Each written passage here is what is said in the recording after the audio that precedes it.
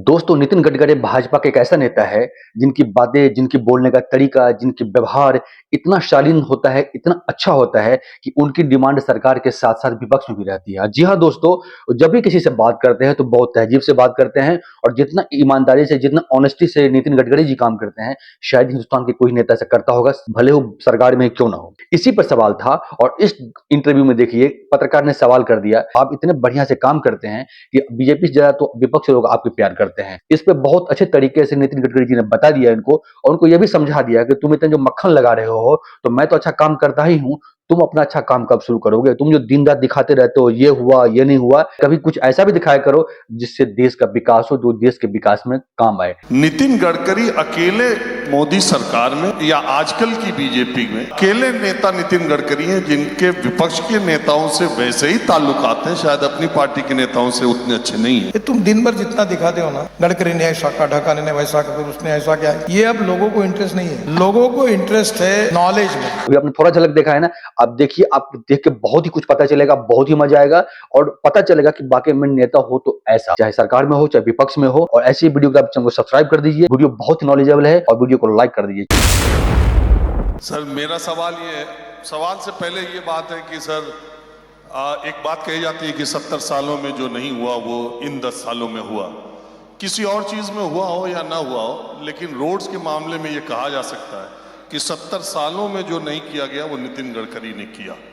ये पूरा देश महसूस करता है, बाकी बातों में है या नहीं, तो ये तो सब लोग कहते हैं। मैं ये जानना चाहता हूँ, हम लोग देश के अलग अलग इलाकों में जाते हैं, अलग अलग पार्टियों के नेताओं से जाते हैं, बात करते हैं।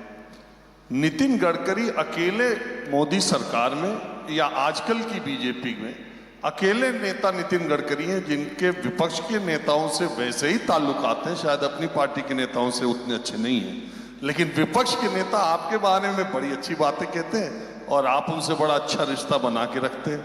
तो आप इस मामले में बीजेपी के अंतिम नेता होंगे या आगे वाली पीढ़ी में भी कुछ आप जैसे लोग रहेंगे? देखिए, पहली बात तो ऐसी है कि मेरे कॉन्स्टिट्यूंसी में भी ऐसे ही है। मुझे सभी मेरे विरोध करने वाला उम्मीदवार जो गिर गया वो भी 15 दिन के बाद मेरे पास आया, उसके लड़के का कोई काम था इसके लिए। राजनीति में मतभिन्नता होती है, मनभेद नहीं होते। और रोड में बनाता हूँ तो देखिए, एक लोकसभा क्षेत्र बीजेपी का है, वहाँ बनाओ और दूसरा किसी और का है तो बंद कर दो, ऐसा तो नहीं हो सकता। अटल बिहारी वाजपेयी जी ने कहा था, वो बात मुझे याद है, कि हम मंत्री बनने के पहले हम पार्टी के हैं, पर मंत्री बनने के बाद हम देश के हैं और देश सबका है। और हम जब शपथ लेते हैं कि जात पंथ धर्म भाषा इसके ऊपर उठकर हम सबके लिए न्याय करेंगे, ये शपथ लेते हैं। और मोदी जी ने भी कहा है, सबका साथ, सबका विकास, सबका प्रयास और सबका विश्वास। तो ये स्वाभाविक है। दूसरा, मैं जो मुझे नज़दीक से, मैं am not a calculated politician. मैं कौन से समय क्या नहीं बोलना चाहिए वो भी बोल देता हूँ। मैं संकोच नहीं करता, झूठ नहीं बोलता हूँ। मेरा कहना ऐसा है कि एक हर आदमी का एक नेचर होता है, पर मेरा एक स्वभाव है, वो ऐसा है कि एक तो मैंने 2 चीज़ें रखी है। मेरे यहाँ एक संस्कृत का गीत मेरे चेंबर में ऊपर सामने रखा हुआ है, मनसा सततम स्मरणीयम वचसा सततम वदनीयम लोकहितम मम करणीयम। मैं कोई साधु सन्यासी वगैरह नहीं हूँ, मैं भी छोटा आदमी हूँ। नाटक सामने से और पिक्चर पीछे से देखने वाले क्लास का हूँ, फुटपाथ पर खाने वाला हूँ। तो मैं ये सोचता हूँ कि मैं politics is the instrument of socio economic reform, और मैं कैसी मदद कर सकता हूँ किसी की, उसके लीगल काम में। और इसमें एक इम्पॉर्टेंट चीज़ है कि politics is a instrument of socio economic reform, और मैं इसको कन्विक्शन के रूप में मानता हूँ। 15 दिन 20 दिन चुनाव है, बिल्कुल राजनीति होगी, मैं अपनी पार्टी प्रचार ये सब करूँगा। चुनाव खत्म हो गया तो मैं बाकी अभी एक बहुत अच्छा प्रोजेक्ट हिंदुस्तान के लिए, जैसे एक एम्ब्रियो ट्रांसफ़र, जैसे ये टेस्ट ट्यूब बेबी है, वैसे टेस्ट ट्यूब गोरी। और वो देशी गाय जो ब्राज़ील में गई गिर की, उसको सीमेंस यहाँ के 2 लीटर के गाय को देकर गोरी तैयार करना और 100% गोरी होगी, ऐसी टेक्नोलॉजी आई। मैं उसका एग्रीकल्चर और इसमें मैं काम करता हूँ। तो पहले देश में 3 उद्घाटन हुए, तीनों का मैंने किया। एक पवार साहब का बारामती में उन्होंने शुरू किया, एक चितई डेयरी सांगली में था, और एक नागपुर में वेटरनरी यूनिवर्सिटी में था। तो क्या होता है कि जब इंटरेस्ट होते हैं तो स्वाभाविक रूप से कोई राजनीति ये एक ही धंधा है कि बाकी नहीं है कि कुछ एग्रीकल्चर है, डेवलपमेंट है। आप मीडिया में भी दिन भर आपको कोई भी एक बात बता देता हूँ, ये तुम दिन भर जितना दिखाते हो ना, गडकरी ने ऐसा कहा, ढकाने ने वैसा कहा, उसने ऐसा किया, ये अब लोगों को इंटरेस्ट नहीं है। लोगों को इंटरेस्ट है नॉलेज में, इंफॉर्मेशन में। अरे मैंने जो कहा वो आपके चैनल के बारे में नहीं कहा, अनुराधा जी के बारे में तो बिल्कुल नहीं कहा। पर अब लोगों की भूख है कि उनको नई नई बातें समझनी है, टेक्नोलॉजी समझनी है। तो क्या धीरे धीरे परिस्थितियां बदल रही है और इसमें human relationship is the biggest strength of politics, social work, business and everything. मैंने जो 50 साल में जिसका हाथ पकड़ा मैंने नहीं छोड़ा, वो चाहे गड्ढे में गया तो भी चलेगा। देखो आपको एक बात ये भी बता देता हूं, कोई भी व्यक्ति जो होता है उसका जो सम्मान होता है वो उसकी पद प्रतिष्ठा के कारण होता है। मेरी प्रतिष्ठा अगर 1 रुपए की है तो 10 रुपए की इसलिए हुई कि मैं मंत्री हूं। मंत्री पद आता है चला जाता है, एमएलए आता है चला जाता है, बड़े बड़े पोस्ट आते हैं चले जाते हैं। पर सबसे विशेष ये कि जब वो मंत्री पद पर नहीं रहता, जब उसके पास सत्ता का कोई पद नहीं होता, तब भी लोग उसको उतना ही रिकॉग्नाइज करते हैं, रिस्पेक्ट करते हैं और उसको प्रेम करते हैं। That is really the true meaning of that personality, और वो सबसे महत्वपूर्ण बात है। और इसलिए मैं सबसे अच्छे संबंध रखता हूँ। अच्छा, इसका मैं कभी छुपाता, मैं पार्लियामेंट में मैंने कहा कि मैं आरएसएस वाला हूँ। RSS is a part of my life conviction. मैं बीजेपी का कट्टर कार्यकर्ता हूँ। ओवैसी से लेकर वो मेरे को अच्छा कह रहे तो मैंने कहा आप, मुझे ये भी मालूम है आपको होने के बाद भी आप कह रही है, यही डेमोक्रेसी है। मैं भाग्यवान हूँ और यही भी मुझे यही सिखाया गया है।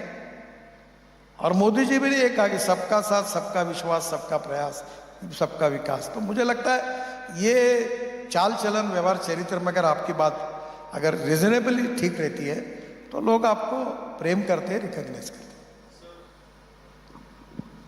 सर, लोग ये कहते हैं कि गडकरी जी सार्वजनिक मंचों पर, इस तरह के मंचों पर बहुत शालीनता, बहुत सज्जनता और बड़ी दिलचस्प बातें करते हैं जिसमें आदमी का मन लगता है। लेकिन अगर उनके प्रोजेक्ट कहीं रुक रहे हों और वो बंद कमरे में मिले और रोकने वालों से मिले, तब उनके तेवर कुछ अलग ही होते हैं। मुझे एक आदमी ने किस्सा बताया, पता नहीं सही है गलत, आप बताइएगा, कि NH-24 में कुछ अड़चन आ रही थी, लोग मिलने गए थे आपसे, आपने मिलने के लिए बुलाया और एक बार बीच में गुस्से से कहा खिड़की से बाहर फेंक दूंगा अगर तुमने वो प्रोजेक्ट रोका। तो ये सही है? मैं ऐड कर देती हूँ, अपने ससुर का भी शायद आपने घर जो है तोड़वा दिया था। ऐसी कहावत है, कहा जा रहा है कि बीच में। इस किस्से भी कितना दम है सर कि आपने कहा कि खिड़की से बाहर फेंकवा दूंगा अगर रोड रुका तो, और राजनीति की तो? इसमें दम है कि नहीं है ये मैं नहीं बताऊंगा। अब थोड़ा सा आपसे भी सीखने की कोशिश करूंगा। देखिए, एक बात जरूर है कि these are the asset of my country. ये इसके मालिक, मैं जो रोड बना रहा हूँ इसके मालिक आप लोग हैं। और मैं उनको बोलता हूँ मैंने माल पानी नहीं खाया तुमसे, ठोकूंगा तुम। और तुम ये गड़बड़ में काम के पैसे लेते हो ना, फोगड़े का काम कर रहे हो क्या? चैरिटी है क्या? तुमने हमसे पैसे लिए। और मैंने मुंबई पुणे हाईवे पे जब मैंने बनाया था तो अब बहुत बड़े कंपनी का एक चेयरमैन था, तो उसने 3 पार्ट बनाया था, बहुत बड़ा आदमी है। तो मैं चाय थर्मास खोल के चाय पिया और मैंने वहाँ 210 किलोमीटर की स्पीड लगा और उसको मैंने बताया मेरा चाय गिरने दे, साले दिखा दो तेरे को कैसे रहता था। वो टेंशन में आ गया और पूरा टेस्टिंग पूरा हुआ। क्वालिटी के साथ कोई कॉम्प्रोमाइज नहीं होगा। और ये इसलिए नहीं क्योंकि क्वालिटी ये आपकी मालमत्ता है, देश की है। मैं ट्रस्टी हूं, अगर उसमें गड़बड़ी होती है तो ये मेरी जिम्मेदारी है। और इसलिए फिर मैं वक्त आया तो जो कुछ मैं आपको बता नहीं सकता वो सब कुछ मैं करता हूं। 2 सवाल में तो कुछ निकला। अच्छा, आपने जो बताया वो बात सच है। और जिसको मैंने कहा था वो मैं कार्यक्रम खत्म होने के बाद बताऊंगा कौन है। वो सरकार का बहुत बहुत बड़ा अधिकारी था। 6 बार मीटिंग में आया, है करता था। मैंने बोला कहीं इंटरटेनमेंट प्रोग्राम चल रहा है यार, तुम बार बार आ रहे हो, पूरा करके लाओ, नहीं तो अगले बार ये 6वां बदला है, बस जो आपने कहा वो मैंने कह दिया। छोटा सा वीडियो था लेकिन वीडियो बहुत नॉलेजेबल था। शायद आपने भी इस चीज को फील किया होगा, शायद आपने भी इस चीज को महसूस किया होगा। आप इस वीडियो पे क्या राय हमें कमेंट बताइएगा। मिलेंगे नए वीडियो में जल्द ही, तब तक के लिए धन्यवाद। जय हिंद, जय भारत।